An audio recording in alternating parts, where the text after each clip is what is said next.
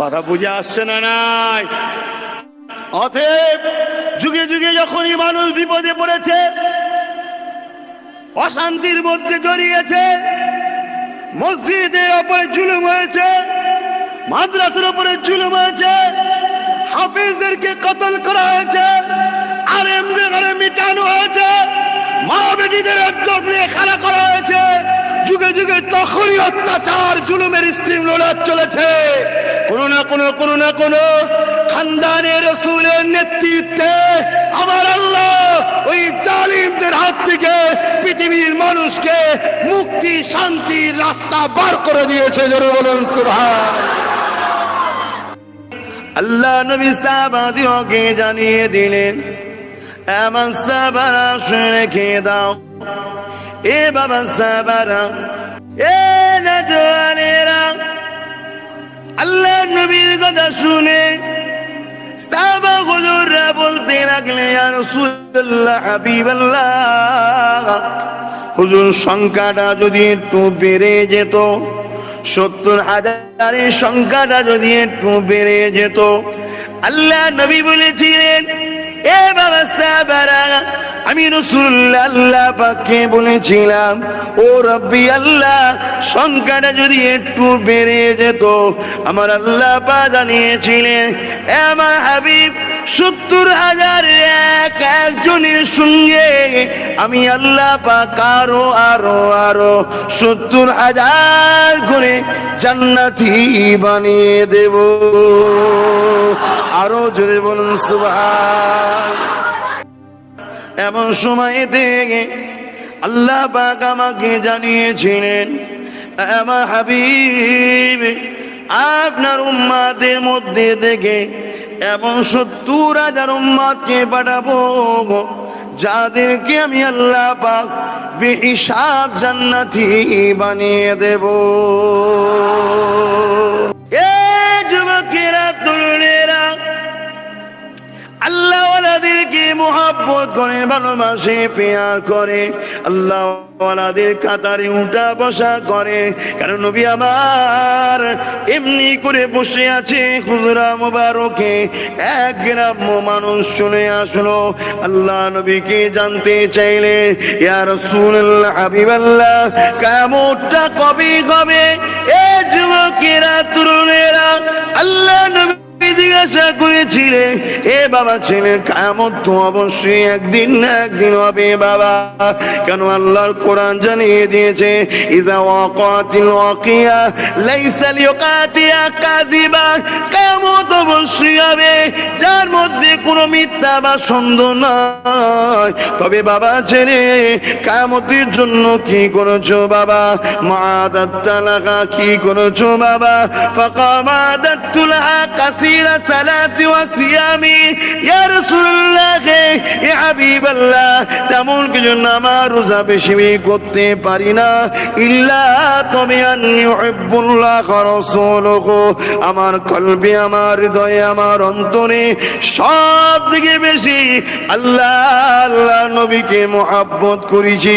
নবী আমার বলেন, এ বাবা ছেলে, নবীর মুহাব্বত, আল্লাহর মুহাব্বত বিকার বাবা না। নবী বলেন, নবী বলেছিলেন, আল মারউ মা মান হাব্বা, বাবা ছেলে রে, দুনিয়ায় যে যাকে মুহাব্বত করবে, সে তার সাথে আল্লাহর জান্নাতি হবে।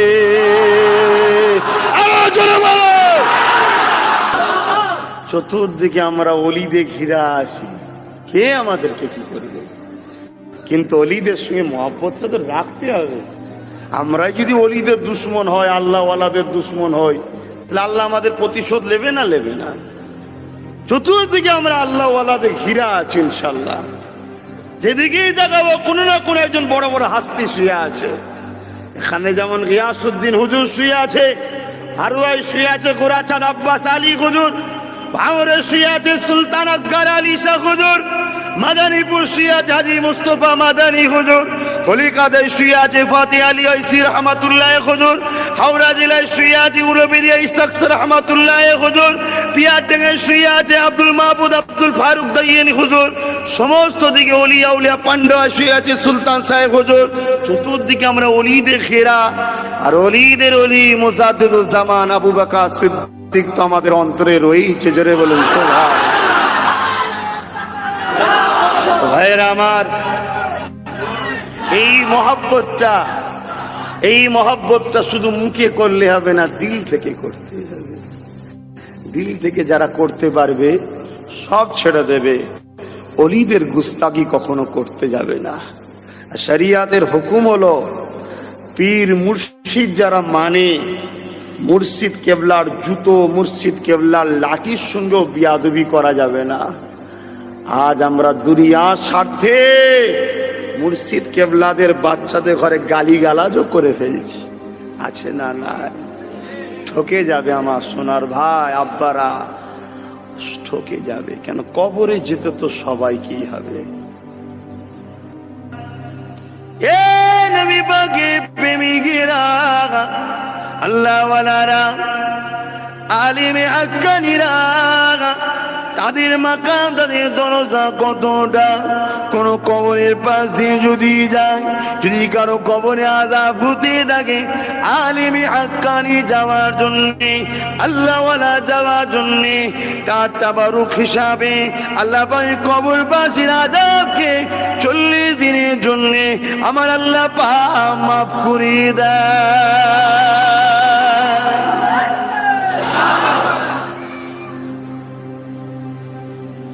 এ যুবকেরা, কিয়ামতের দিনেতে বেহিসাব আল্লাহ পাক 3 শ্রেণীর মানুষকে জান্নাতি করবেন।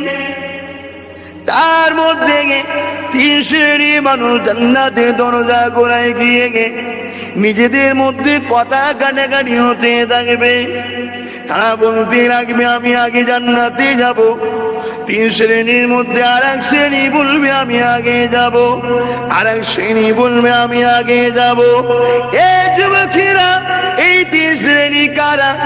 1 নম্বর হলো আলেমে হাক্কানী, 2 নম্বর হলো যারা ন্যায় সত্যকে প্রতিষ্ঠিত করতে গিয়ে নিজের জীবনকে কুরবান করে দিয়েছে, তাদেরকে শহীদান বলা হয়। 3 নম্বর হলো আলেমে হাক্কানী।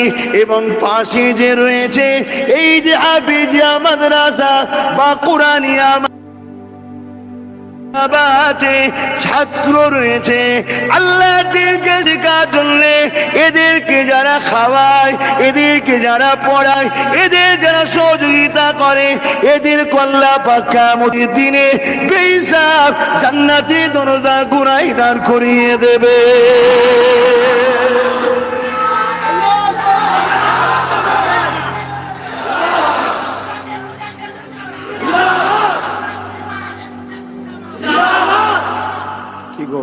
ঠিক হচ্ছে তো? অনেকদিন এই লাইনে বলা হয় না তো, একটু অসুবিধা হচ্ছে। তারপরে হুজুরের দুয়াই ঠিক আছে, মাথা চিন্তা নেই। কেন? মুক্তদায় হাল অনুযায়ী কথা বলতে হয়। এ যুবকেরা, এ নবী পাকের প্রেমিকেরা, আল্লাহ নবী, নূর নবী, দয়া নবী জানিয়ে দিলেন এই 3 শ্রেণীর মধ্যে জান্নাতে দরজা গোড়ায় দাঁড়িয়ে দাঁড়িয়ে কথা কাটাকাটি হতে লাগবে।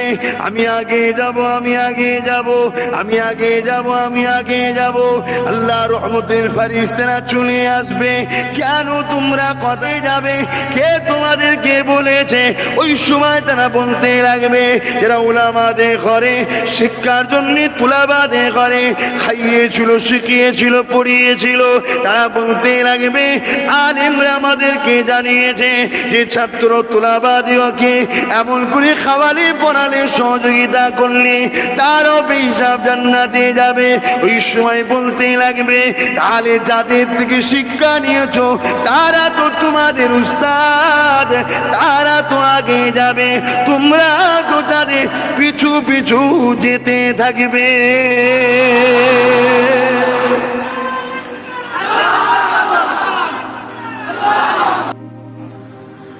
বাবারা, নওজোয়ান তরুণেরা, এ নবী পাকের প্রেমিকেরা আল্লাহওয়ালাদেরকে মুহাব্বত করেন, ভালোবাসে, প্রিয়ার করেন।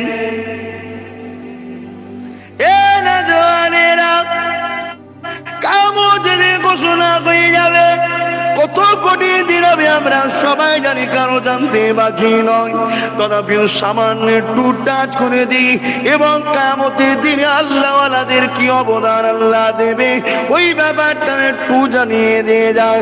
আরে নবীদের মাকাম তো অনেক উপরে, আর আমার রাসূলুল্লাহর মাকাম তো সবার উপরে। আমার নবীর তো কোনো তুলনা চলে না।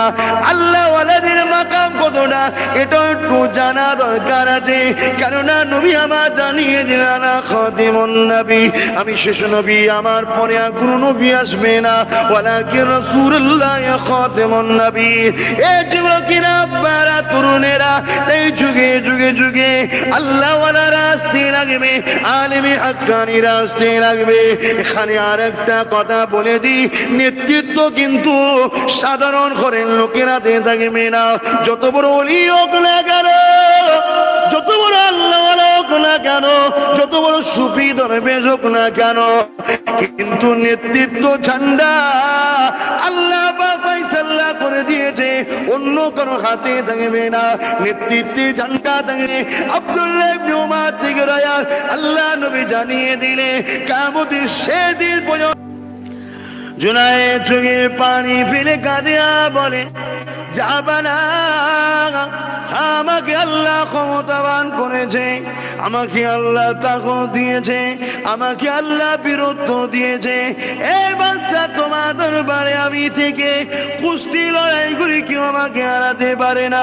যখন এই বাচ্চা ছেলেটা এমন করে, এই লোকটা রোগা পাটকা মানুষটা যখন এসে আমার কাছে কুস্তি লড়াই করবে, কানে কানে এসে বলে দিল, এ জুনায়েদ, আজ আমি 3 দিন খাইনি, আমার পরিবার 3 দিন খাইনি, ছোট্ট ছোট্ট বাচ্চা 3 দিন খাইনি। জুনায়েদের দান আমাদের চলবে না, ভিক্ষা আমাদের চলবে না, সাদকা আমাদের চলবে না, যাকাত আমাদের চলবে না। এ জুনায়েদ, আমি খানদানের রাসূল, এখনো আমার চলবে না। তাই কুস্তিতে নেমেছি, লড়াই করব, পারিশ্রমিক নেব, বাচ্চাদের মুখে খাবার দেবো, নিজে খাবো, স্ত্রী দিয়ে দেবো। জুনায়েদ রে, যদি সহযোগিতার হাত বাড়িয়ে দাও, কাল কিয়ামতের ময়দানে পিপাসায় যদি বুক ফেটে যাবে, নানা জানকে বলে আমি কৌসারের পানি পান করাবো। বাচ্চারে জীবন দিয়াকে পছন্দ করি, যার খানদান নবীর সঙ্গে জড়িয়ে আছে, নবীর খানদানের বুকের ওপরে কখনো বসতে পারি না।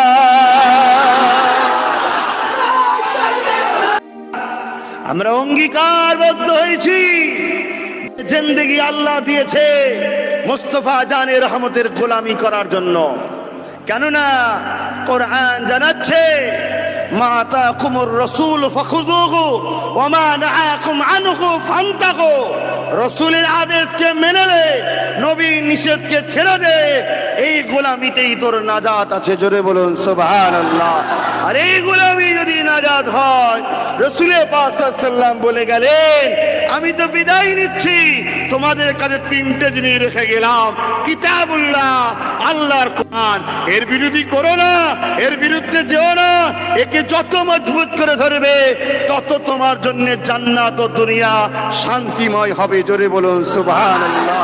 ও সুন্নাতে রাসূলি, অর্থাৎ কোরআনের ব্যাখ্যা, রাসূলের সুন্নাত, যেটাকে হাদিস বলা হয়।